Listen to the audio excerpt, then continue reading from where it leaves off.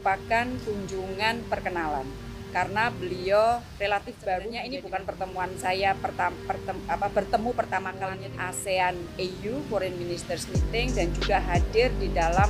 Jadi baru saja Menteri Luar Negeri Malaysia melakukan kunjungan kehormatan kepada Bapak Presiden dan sebelumnya melakukan pertemuan bilateral dengan saya di Kementerian Luar Negeri.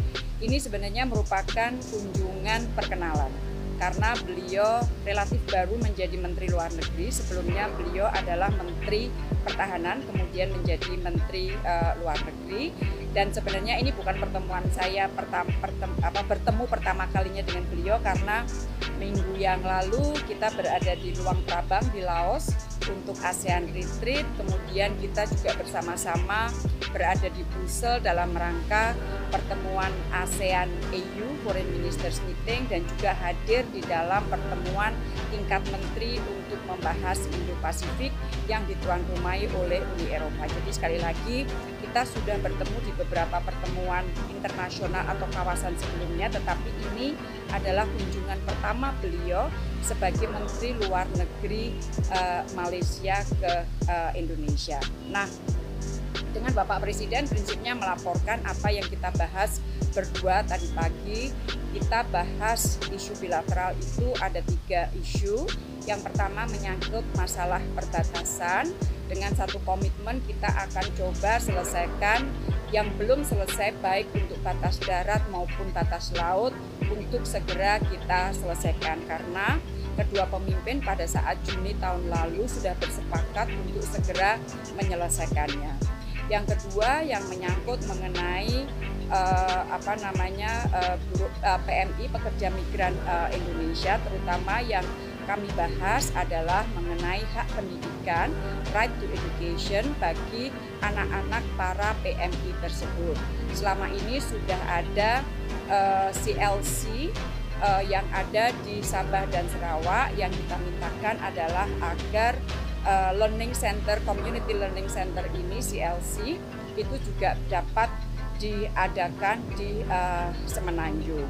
Kemudian kita juga mengingatkan kembali bahwa kedua pemimpin sudah bersepakat untuk mengadakan special bilateral mechanism yang khusus membahas mengenai masalah pekerja migran.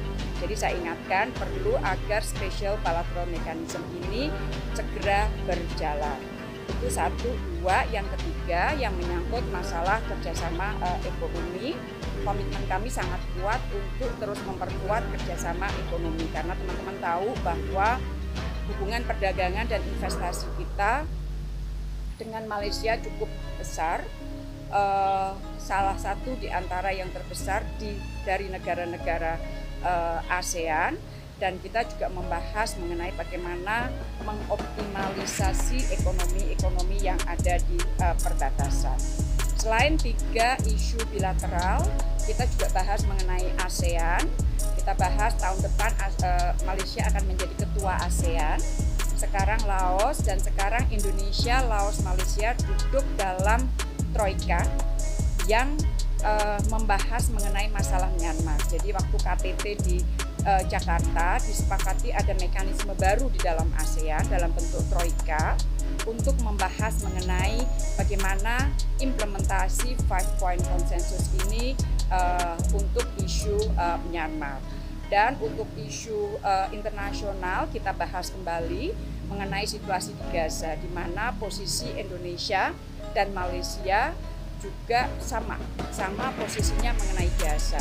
Jadi hal-hal inilah yang tadi kita laporkan kepada Bapak Presiden dan kita juga memiliki kesamaan posisi pada saat bicara mengenai masalah kelapa sawit, kemudian EU Deforestation Regulation. Jadi waktu kita di UE kemarin minggu yang lalu kita bersama-sama menyuarakan mengenai masalah sawit dan juga masalah deforestation regulation yang berasal dari Uni Eropa plus Gaza yang memang posisi kita selalu sama dengan Malaysia. Jadi itulah teman-teman hasil pertemuan bilateral yang kami laporkan tadi kepada Bapak Presiden, dan tentunya dari pihak Bapak Presiden komitmen kita untuk terus memperkuat hubungan antara dua negara cukup kuat, sedemikian juga dengan Pak Perdana Menteri Malaysia, karena sebagai negara tetangga dekat tidak punya pilihan lain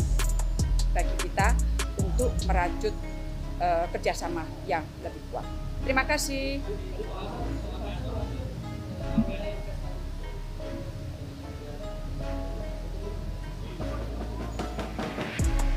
Investasi Malaysia investasinya cukup besar di beberapa bidang, tetapi yang paling terakhir adalah pada saat Pak Anwar Ibrahim berkunjung ke Indonesia, itu ada 11 LOI (Letter of Intent) untuk kerjasama dalam membangun IKN.